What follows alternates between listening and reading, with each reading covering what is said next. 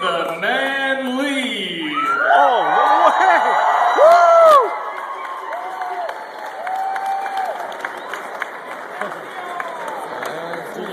Voice intro. Boy, are you lucky. Oh, yeah! Woo!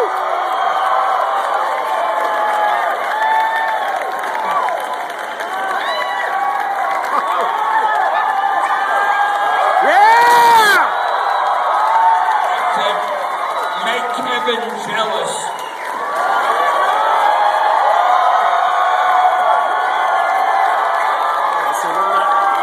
Okay. At my age, I can't afford to wait too long. Now then, I'll tell you how all of this happened. I was minding my own business, which I'm famous for, and somebody came over to me and said, "Would you introduce Kevin Smith?" So I asked the next logical question, who the hell is Kevin Smith? Son of a bitch tried to explain. He said, "I don't know. I was asked to get somebody to introduce him." So we had to walk all around the convention here. We finally found some guy. He was actually drooling and playing with blocks. He wasn't the kind of guy you'd run for a friend. But he said, "I know who Kevin Smith is."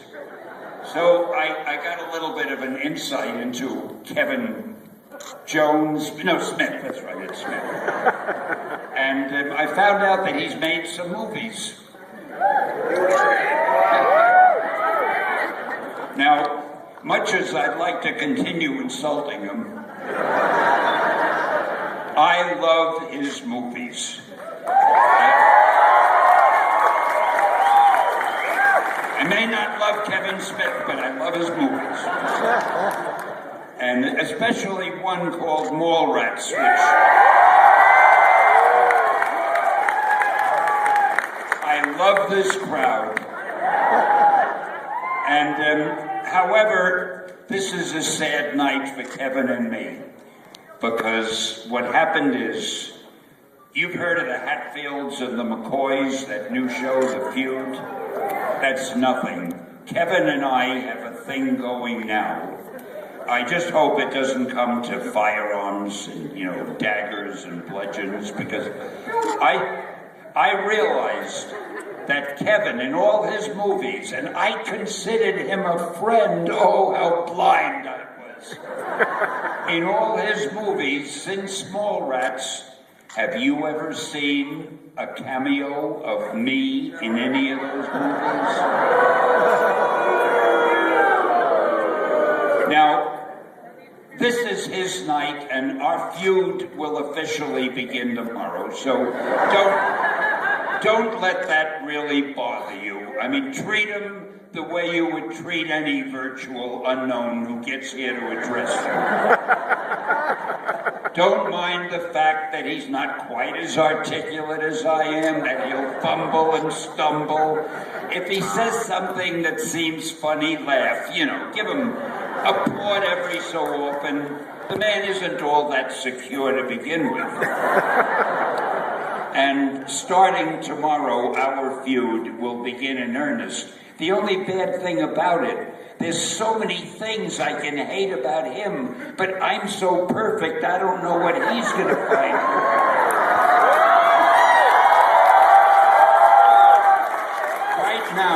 Right now, he must be backstage gnashing whatever teeth he may have in his mouth. Anyway, I don't want to keep up the suspense any longer. Kevin Smith, even though I'm going to hate him tomorrow, happens to be one of the greatest guys I know. The man has talent coming out of every pore in his body. And now I give you the one and only Kevin Smith.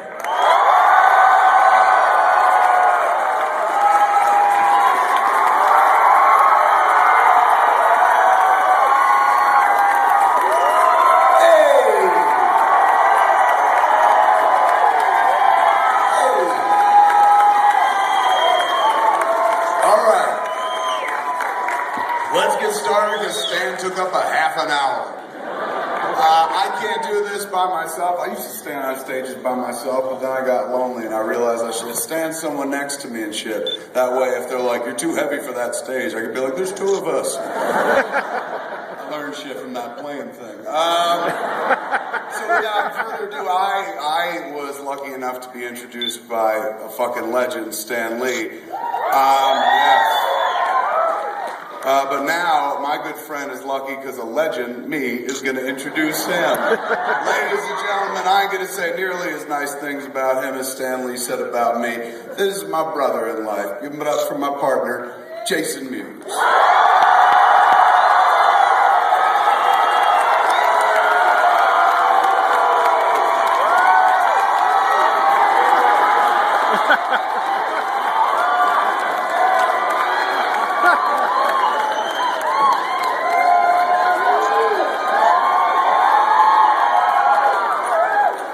Alright, stop. He's like, I've never seen myself on a big screen before. Let's get this started proper. Every saga has a middle age, and this is what happens when Jay and Silent Bob get old. I'm Kevin Smith. Jason Mewes!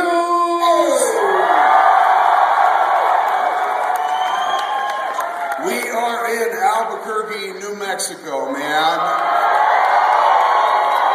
At the Albuquerque Comic Expo, y'all been shopping and shit today, buying some cool things and whatnot.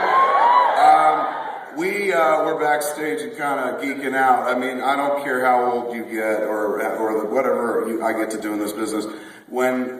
If somebody told me when I was a kid, one day Stan Lee's going to introduce you, I would be like, to what, a hooker? Because why would he ever be introduced? The fact that he introduces, like, still does it for me. But I was backstage and I was just like, oh my God, that's my spider friend. It's kind of like getting introduced by Yoda to some degree, you know, except Stan is very intelligible and much taller. But it's also, he talks about me not putting him in any movies since Mallrats, and he's been crying that same song since fucking 1995. And I keep telling him, dude, I got you on my casting couch. I got what I wanted, man. I promise you one role, you got it. If you want more roles, put out. And the weird thing, and the weird thing, he's like, I want to be in your movies. I was like, bitch, you were in Avengers. That movie did a lot of business, seen by a lot of people. You and my movie never helped nobody. I've been in all my movies. People are still like, who's Kevin Smith? But that was pretty awesome, man. Stan introduction was pretty damn sweet. It means a lot to me, particularly on this evening. I'm going to be honest with you, I'm definitely preoccupied. My New Jersey Devils are in the Stanley Cup Finals right now. They're playing the LA Kings, and I was just literally in the hotel room watching the game right up until the second period ended, and they were like, you gotta come entertain people. I said, fuck Albuquerque, I'm about. And they reminded me that he literally called up, he's like, you gotta come downstairs. And when he's the responsible one, that's frightening. So I'm gonna try to not think about that game, man. I'm thinking instead, like, wow, we got introduced by Stan Lee, that was dope. I was thinking, what if we can get the game right here on these big screens? Could you imagine? I'm like, ladies and gentlemen, talk amongst yourselves for an hour. Oh, you commentate and shit. We'll just sit there and I'll be like, oh, Bodor just blocked another one. Oh my goodness. Who's Bogord? Dumbledore just hit another one. You'd be calling a hockey game that didn't exist. You're like, it's off to Gandalf. And now Obi-Wan Kenobi coming up the left side. Smeagol scores! And it's blocked by Herbie the Love Bug. What's his name? Brodeur, right? Martin Brodeur. Brodeur, okay. Whatever, man. I'm going to try to keep my head off of it and keep my head in this game tonight and whatnot. You hung out with Stan Lee today. I did. It was awesome, man. It was. Now, what does that entail? I always imagine hanging out with Stan Lee. He's like, let's get some pussy, man. It's, you know what? It's even though it's been many times I worked with him on Mallrats, and then since then. Whoa. You didn't really work with him on Mallrats. Well, you're right. I didn't get to do any scenes with him. Why didn't you write us in a scene with the man? Because you couldn't handle it. You were scared. I You were couldn't scared handle of that. actors, man. He used to get nervous around actors a lot, man. Always just like, if they were our friends, like Ben and whatnot, he wouldn't get nervous around them. But Alan Rickman, even Stan Lee, he would get nervous around. And I remember I feel like at one point was like, do you see how Mewes goes like girlish around like people like Rickman and stuff like that. And I said, yeah, he gets nervous around actors he respects. And to his credit, if you've ever seen Ben on like, the Bill Maher show, he's very quick. He's a sharp cookie. 2 seconds. It hung in the air, and then he was like, yeah, oh, you son of a bitch. It does. It still makes me nervous. Like when I saw him today and we were sitting together, it's like even though, again, I've known him for a bit and stuff, it still sits there and I'm just like, wow, man, I'm sitting here just like being introduced by him, getting to sit and sign with them next to him, and people are bringing in like, all these comics that I owned, and I'm like, I had that. He wrote that? You didn't know no fucking Stan Lee comics, man. I had X-Men #1, bro. No, I'm just kidding. Yeah. Stan Lee comics are expensive. You come from a government cheese-eating family, man. If you know any Stan Lee, it's Stan Lee who gave out the welfare checks. Old Stan Lee welfare down in the office, not Stan Lee himself. It's awesome, though. We had the main thing that I thought was awesome is not only did I get to sit and sign with him, I got to sign up these posters. They made this really cool poster, the picture of Stan Lee breakdancing and shit, and it's me and you like. Yeah. It's a beautiful poster, but it's so like fun. It's almost, you look at it first and you're like, an old man breakdancing while these two youngins look on. Ridiculous, but honest, that's kind of what would happen. As you see, he's very energetic and shit, and I'm a stander, man. I don't really like to move or anything like that. So actually, that poster is a pretty good depiction of what it would look like in real life. This is what blows my mind. Like, he'll come out here and joke around. You see him do the Q&A earlier and whatnot. You see him everywhere. He came and did an episode of Spoilers with us, so you'll see him on that later in the year, the show that we do on Hulu. Everyone fails to remember that this man is fucking 89 years old. You know what I'm saying? Like, that is almost as old as Yoda at that point. He has such longevity in his head, and he has such a youthful, fucking exuberant spirit, man. I've been in rooms with him where, like, just now we came backstage and he was back there. And I was like, hey man, how are you? I was all fucking tired. And he's just like, what are we doing today, spider friend? Oh, he just makes you want to fucking, pick up a car or something. You and I get out of the chair, it's like, hey, what's up? And he was like, let's do it, man. I noticed too, he does this. He's almost like a boxer. Like he has superpowers. I've never seen him fucking dance, dude. Not like that. You were literally doing it like a Mike Tyson two-step. No, he does. He bounces around.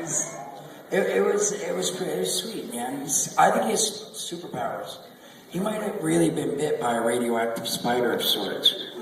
All that heroin went to your head.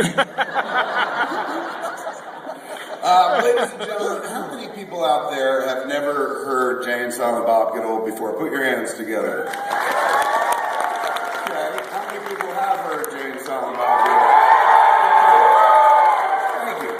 So the ones that have heard it, they kind of know what to expect. The ones that have never heard the show are like, what the fuck's happening? Why aren't they dressed in long coats and shit? Where's his long hair? And why is the fat one talking all the time? Jay and Silent Bob Get Old is a podcast that we do kind of keep Jason Mewes here on the straight and narrow. He had some problems with heroin and OxyContin back in the day. That's your dick, dude. Yeah. The problem was more like this. So we gather, we sit around, we found that the talking cure works. He gets up here, talks about his life and whatnot, and from week to week, that kind of keeps him off heroin, because the idea was, yes, a very enthusiastic non-heroin liker. The idea being, like, if he's accountable, back in the day, he was accountable to us, his friends, me, Scott Mosier, Affleck when we hung out and stuff like that, our people in our circle, his wife, Jordan. But doing this podcast now, there's a lot of people listen to it. It's like 300,000 people download it every week. that makes him accountable to a lot of fucking people. So people come up to him on the street and like, you still sober? You know, fucking. Yeah, I had someone today go, how many days you got? Yeah, they get in your face and shit. Not like, man, hey, congrats, how many days you got? They're like, how much time you got? You know, because if you're like, oh, I fell off the wagon, be like, you piece of shit. Because the program, the podcast, is kind of like their soap opera, and they're invested in your life, and they're like, oh, I hope the hero makes it. So if you were to fall off the wagon, people would just kick your ass, and that's what I like about the show. It is like a soap opera, huh? It is a little bit, yeah, with like lots of sexual deviance and heroin. Or even more sexual deviance, I should say, in heroin. Speaking of sexual deviance, man, we, normally what I would do in the show is I kind of pull out tweets that I pull ahead of time and stuff, but I was watching the game, so I didn't pull anybody's tweets. I was tweeting like a madman myself. Sorry.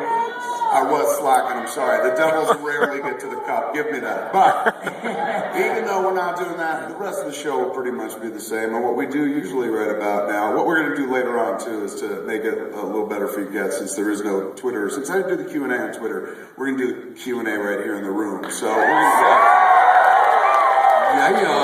So we'll do about 45, 50 minutes of the Jay and Silent Bob, good old classic podcast, the same structure. But then we're going to turn on the lights, Madonna, and talk to you guys, let you guys ask questions, and that'll drive the rest of the evening. So but right now, as I said before, speaking of sex, there comes a point in every episode, for those of you who've never listened, where basically we kick back and listen to Jason Mewes tell a very salacious sex story. So dim the lights a little bit, gentlemen, get your hands into your laps and shit. Ladies, turn your phones on vibrate, because Jason Mewes is going to tickle your pussy. Take it away, Jason Mewes. So